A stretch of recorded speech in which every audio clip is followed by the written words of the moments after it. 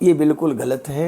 144वें वर्ष कोई कुंभ नहीं आ रहा है, ये सनातन धर्म के विरुद्ध है। कुंभ पर्व, जिसको आजकल महाकुंभ कह करके प्रचारित किया जा रहा है,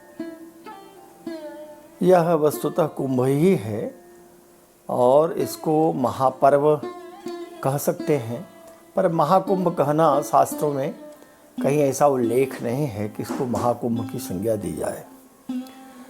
जो ये एक प्रचार और किया जा रहा है कि 144 वर्ष बाद ये कुंभ का संयोग बन रहा है, यह कथन ठीक नहीं है, क्योंकि 144 वर्ष किस समय से गणना किया गया और इसके 144 वर्ष पूर्व अगर देखा जाए तो कोई कुंभ पर्व था ही नहीं।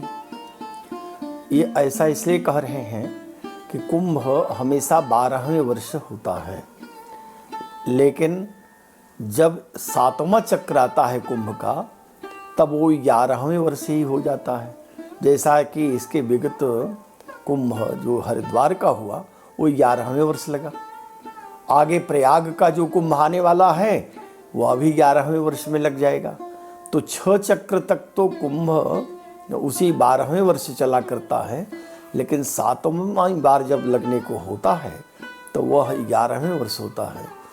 और जो लोग 144 गणना कर लिए, उन्होंने ये मान लिया कि कुंभ 12वें वर्ष आता है और 12 बार जब हो जाए तो 12 में 12 का गुणा करें तो 144 होता है। तो उनका ये मानना है कि 12 बार ये कुंभ पूरा हो गया। लेकिन क्या उसके पहले कुंभ पर्व नहीं था? यदि था तो कुंभ के लिए 3 ही बातें कही गई है।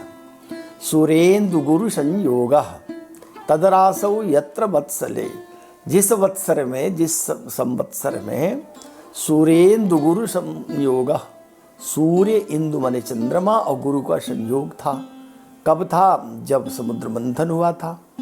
तो उस समय सूर्य चंद्रमा मकर राशि में थे और बृहस्पति वृष राशि में थे। तब प्रयाग का कुंभ हुआ था और यही अमृत मंथन के काल से तय किया गया था। और ये जो सूर्य चंद्र गुरु के संयोग की बात कही गई, ये चारों स्थलों में लगने वाले कुंभ पर्वों के लिए है। हरिद्वार में तो कुंभ का ही बृहस्पति होता है और सूर्य चंद्रमा मेष के होते हैं। जो नासिक का कुंभ है वो सिंहस्थ है, सिंह के सूर्य होते हैं और सूर्य चंद्रमा भी सिंह के होते हैं। लेकिन उज्जैन का जो कुंभ है वो होता वृश्चिक के बृहस्पति में था। कभी जब महामारी आदि आई तो राजाज्ञा से उस कुंभ को भी नासिक के कुंभ में शिफ्ट कर दिया गया, जोड़ दिया गया। इसलिए अब वह भी सिंह के बृहस्पति में ही, माने उसी वर्ष उज्जैन का भी कुंभ होता है, पर मेष के जब सूर्य आ जाते हैं तब होता है।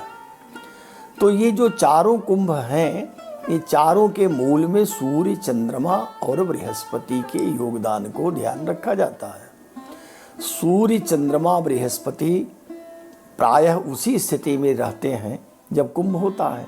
तो यदि 144 की गणना करें तो किस कुंभ से करें? और यह कुंभ तो अनादि है, जब से सृष्टि चल रही तब से है।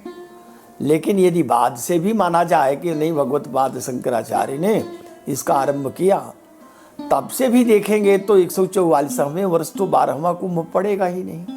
तो जिन लोगों ने गणना कर ली और प्रचार किया, दरअसल हो ये रहा है कि कुंभ के नाम पर प्रचार तो ठीक है, दुष्प्रचार भी बहुत हो रहे हैं।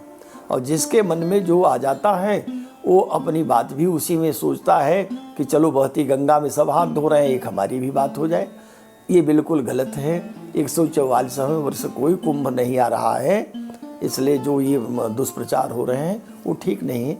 ये सनातन धर्म के विरुद्ध है।